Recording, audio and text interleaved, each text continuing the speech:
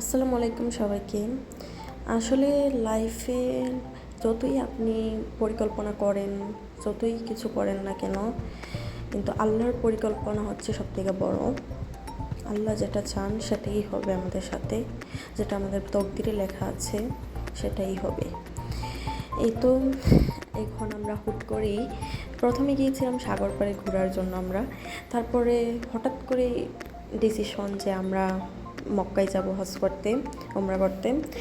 হুট করেই আমরা রাতে 12টা বাজে বের হলাম উমরা করতে। এই তো আমরা রাস্তায় আছি, জেদ্দা টু মক্কা আমরা যাব।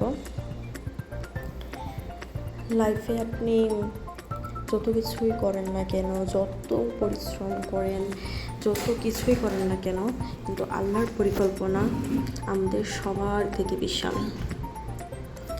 এই তো আমরা অলরেডি মক্কার ভিতরে ঢুকে যাচ্ছি। এইবারের মতো এখন আমরা চতুর্থবারের মতো উমরা করতেছি আমি।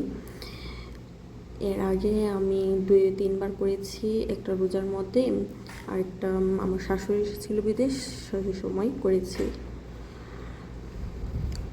এই তো আমরা মক্কার উদ্দেশ্যে রওনা দিলাম। এই রাস্তাটা না অনেক সুন্দর, এই রাস্তাটা আসলে সবাই মুগ্ধ হয়ে যাবেন, এত স্মুথ। আসলে আল্লাহ যদি আপনাকে ডাকে আপনি না যেতে পারবেন। আল্লাহ আমাদেরকে সবাইকে সুস্থ রাখুক, সবাইকে নসিব করুক আল্লাহর ঘর দেখার জন্য। এই তো আমরা এসে পড়েছি মক্কার ভিতরে। এই তো মক্কার ওয়াচ টাওয়ার দেখা যাচ্ছে এখান থেকে। এখানে আমরা এসেছি, এখানে আমরা পার্কিং করব গাড়ি। এখানে গাড়ি পার্কিং করতে হয় অনেক দূরে, গাড়ি পার্কিং করে তারপর আপনাকে আরেক গাড়িতে উঠতে হয়। এই তো আমরা আরেকটা ট্যাক্সিতে উঠে পড়েছি গাড়ি পার্কিং করে। এখানে ট্যাক্সি আমাদেরকে নিয়ে যাবে একদম ভিতরে, মক্কার ভিতরে ওয়াচ টাওয়ার। এখানে আসলে এখানে পার্কিং করা হয় না, পার্কিং অনেক দূরে করতে হয়। এই তো এই যে এখানে যে ইয়েটা দেখতেছেন সেটা হচ্ছে যে আমরা মক্কার ভিতরে ঢুকছি, ওয়াচ টাওয়ারের ভিতরে, সেটার নিশান আর কি। যে আমরা যাচ্ছি। আসলে আপনি যখন মক্কায় যাবেন, আল্লাহর ঘরটা দেখবেন, তখন আর কিচ্ছু চিন্তা করার দুনিয়ার সব কিছু চিন্তা ভাবনা টেনশন সব দূর হয়ে যাবে এক নিমিষে। ওই সময় আপনার মাথায় কিচ্ছু কাজ করবে না, শুধু সবসময় মন চাইবে যে আল্লাহর ঘরটার দিকে তাকিয়ে থাকি মন ভরে সারাদিন সারা জীবন এখানেই যদি থেকে থাকতে পারতাম তাহলেই অনেক ভালো হতো, এরকম মনে হবে আর কি। আসলে আল্লাহর ঘরটা দেখার সাথে সাথে সব নিমিষে শেষ হয়ে যায়, যত টেনশন যত কিছু আছে সব। এই যে আমরা, এটা হচ্ছে ওভারব্রিজ না, এটা হচ্ছে মাটির নিচে এক জাতীয় রাস্তা, এটার ভিতর দিয়ে যে তারপর আমরা সামনেই মক্কার ভিতরে ঢুকে যাব। এই যে এখন আমাদের পুলিশ করে চেক করে, এখানে পুলিশ চেক করতেছে।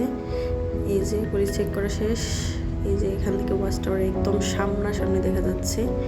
এখন আমরা খুবই কাছে চলে এসেছি, জেমে আছি হালকা। এখানে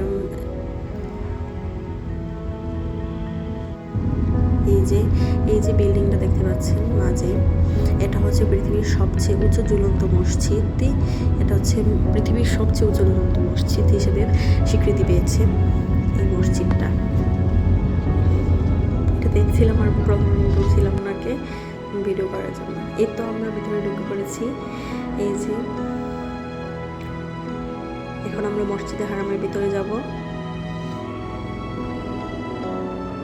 আসলে এখানে যে বাতাস, আপনি পৃথিবীর অন্য এসির বাতাস খান, ফ্যানের বাতাস খান, যত কিছুর বাতাস খান না কেন, এখানের বাতাসটাই অন্যরকম। মক্কার বাতাস খেলে আপনি বুঝবেন যে না কোথায় এসেছি। এখানে এই বাতাসটা খেলে ভিতরটা শান্তি হয়ে যায়। এই যে সবাই এখন রাত 12টা বাজে দেখতে পাচ্ছেন, এখন এত লোক, এই যে গেটটা দেখতে পাচ্ছেন আপনারা, এখানে ওই যে 79 এটা দিয়ে আমাদের মানে ঢুকতে হয়, এটা হচ্ছে প্রবেশ পথ, এটা দিয়ে ঢুকে সবাইকে যেতে হয়। এটা দিয়ে সামনে একদম আমরা কাবাগরের সামনে যেতে পারবো। ওই যে ওইখানে সাইডে একটা বাচ্চা ছিল, এর সাথে মানে দুষ্টুমি করছিলাম, আমরা ছিলাম, বাচ্চাটা এত কিউট। এই যে সবাই যাচ্ছে এখন মক্কার।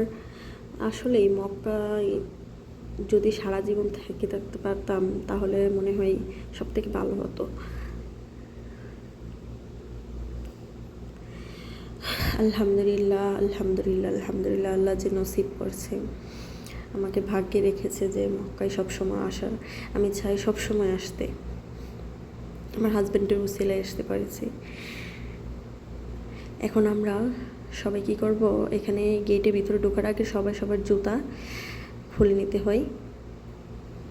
এই যে আমি আমার জুতা খুলে নিলাম, এবার ব্যাগের ভিতরে ভরেছি। এখন আমরা সবাই আবার হাঁটা শুরু করব। এখানে লাইনে লাইনে হাঁটতে হয়, ধাক্কাধাক্কি করা যাবে না। সবাই সবাই লাইনে লাইনে হাঁটছে, দেখতে পাচ্ছেন। এই যে আমরা ভিতরে প্রবেশ করেছি, এই যে এখন আমরা লিফটে উঠে পড়েছি। এখানে লিফট আছে 79 গেটে ঢুকতেই, তারপরে আপনার কতক্ষণ হাঁটলেই এরকম ইয়ে পাবেন, লিফট পাবেন। লিফটে উঠে লিফট থেকে আমরা নামছি। এই যে লিফটে নামলেই আপনারা কাবাগর দেখতে পারবেন। দেখেন এখনই দেখা যাবে, এই যে দেখা যাচ্ছে। আহ কি শান্তি।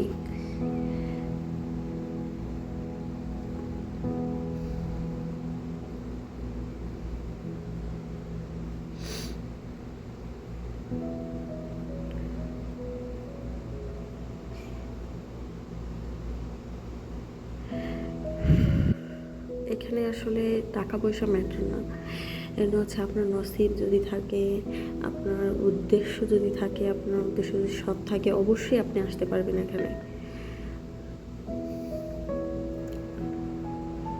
এখানে অনেক ভিড় ছিল, প্রচুর ভিড়। রাত্রে 12টা বাজে এসেছিলাম, যেন মানে মনে করছিলাম যে কোনো ভিড়ই থাকবে না, মানুষ মানে অনেক কম থাকবে, না অনেক মানুষ, প্রচুর মানুষ। আসলে এখানে প্রতিদিন মনে করেন যে কোটি কোটি মানুষ আসে, কোটি কোটি মানুষ এসে এক লাইনের পর মনে করেন যে আরেক লাইন আসে, কোনো মানে ফাঁকা থাকবে না একটুও না। এই যে কি ভিড়। এখানে এটার ভিতরে গিয়ে আমরা ইয়ে করবো, তাওয়াফ করবো। তাওয়াফ করা শেষ করে তারপর আমরা যাবো সাফা মারওয়ায়।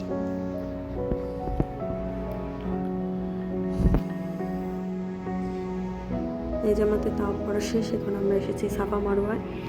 এই যে দেখতে পাচ্ছেন মানুষ, আল্লাহ, এখন কিন্তু হজের সিজন, এখন মানে এত মানুষ সাফা মারওয়ায় হাঁটতে পারছিলাম না আমরা, মানে হাঁটার কোনো সিস্টেম নেই। দেখছেন আমি একদম চিপার মধ্যে, এত মানুষ কি বলবো, এত আলহামদুলিল্লাহ।